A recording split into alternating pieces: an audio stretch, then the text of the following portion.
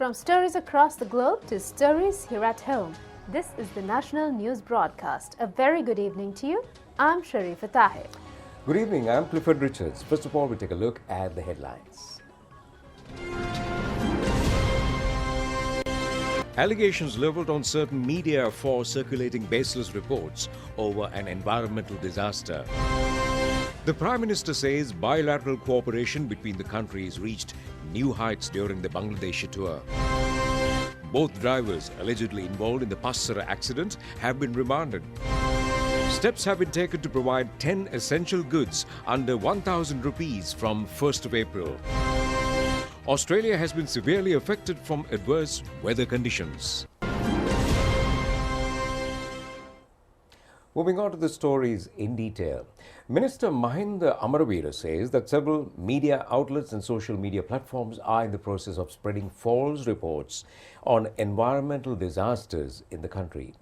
The minister made these remarks while addressing a ceremony held to mark the World Forest Day.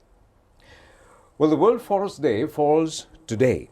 The United Nations General Assembly proclaimed March 21st as the International Day of Forest in 2012 to commemorate and raise awareness of the significance of all types of forests. The theme of this year is Forest Restoration, a path to recovery and well-being. Sri Lanka is an island nation with a vast biodiversity and varied types of forest cover.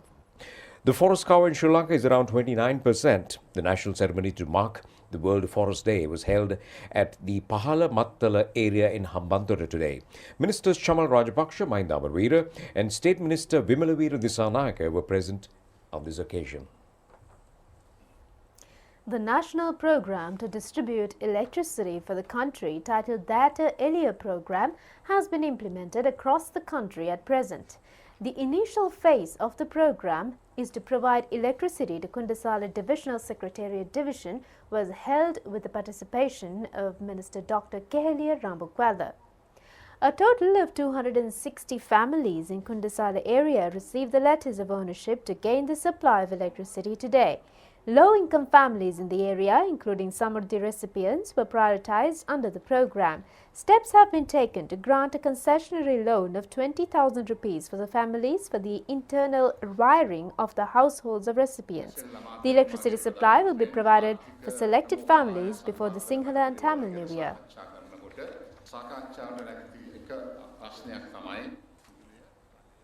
Prime Minister Mahinda Rajapaksa called on the President of Bangladesh, Abdul Hamid, yesterday. The meeting was held at the official residence of the Bangladeshi President in Dhaka. Secretary to the Bangladeshi President welcomed the Sri Lankan Prime Minister upon his arrival at the President's official residence. Prime Minister Mahinda Rajapaksa signed the special guest's book at the premises of the President's official residence. Subsequently, the official discussions between the Sri Lankan Prime Minister and the Bangladeshi President commenced. The Bangladeshi President said that the visit of Prime Minister Mahinda Rajapaksa to Bangladesh as the special guest at the 50th anniversary of Independence Day of Bangladesh and the 100th birth anniversary of the late father of Bangladesh, Bangabandhu Sheikh Mujibur Rahman, is a significant landmark in the history of the country. President Abdul Hamid said that he is willing to extend more opportunities for Sri Lankan students to pursue educational courses in higher educational institutions in the country. Both leaders carried out discussions on the challenges faced by both nations in mitigating the spread of COVID-19 outbreak, as well as the political and historical cooperation between the countries. Prime Minister Mahinda Rajapaksa emphasized that the bilateral cooperation between countries has been further strengthened as a result of his visit to Bangladesh. A delegation led by Prime Minister Mahinda Rajapaksa returned to the country after successfully completing the two-day official visit to Bangladesh. Epidemiology unit indicates that a total of 829,220 have been vaccinated under the COVID-19 immunization program thus far. A total of 4,697 persons were vaccinated yesterday.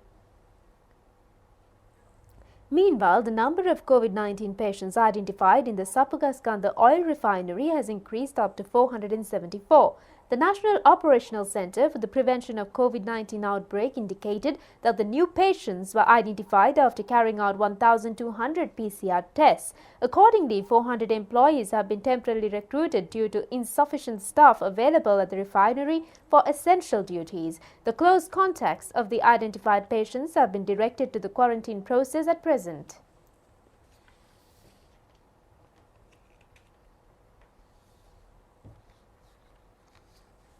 The 157th Police Commemoration Day of Sri Lanka Police falls today. Accordingly, several Commemoration Day ceremonies have been organized island-wide.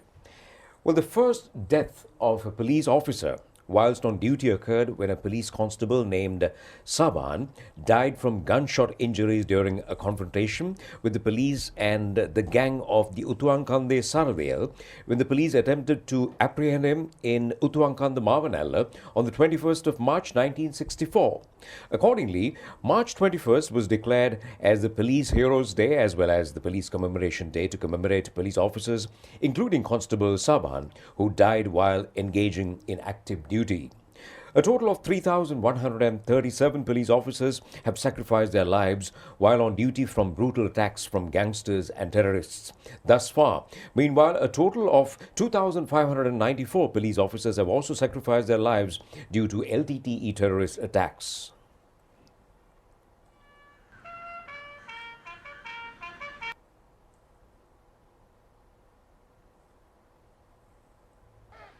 The commemoration of the Police Heroes Day in Colombo South Division was held at the Kurundat police station.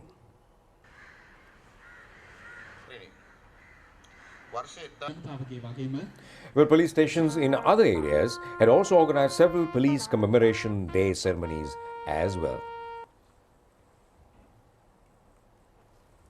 The government has taken steps to provide 10 essential goods under 1,000 rupees from April 1st.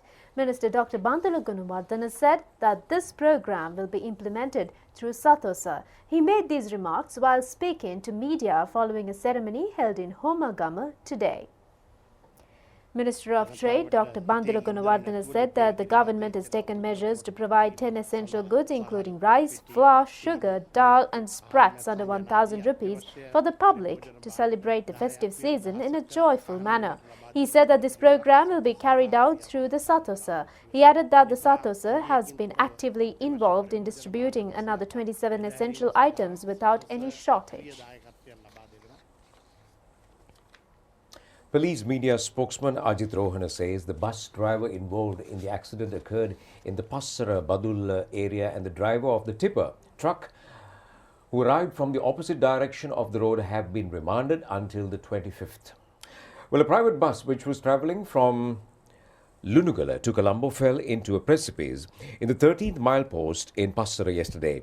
The bus had swerved off the road and fallen nearly 200 feet down the precipice. The passengers were hospitalized immediately following the accident and 14 of them died, while 32 are being treated at the Badulla General Hospital and Passara Hospital. PCR tests as well as the magistrate inquiry on the disease were carried out yesterday. The deceased passengers have been identified as residents of Lunugara area. Accordingly, the driver of the bus and the driver of the tipper truck, which had arrived from the opposite direction of the road, have been produced before the courts today. The driver of the bus is currently being treated at the Badulla General Hospital.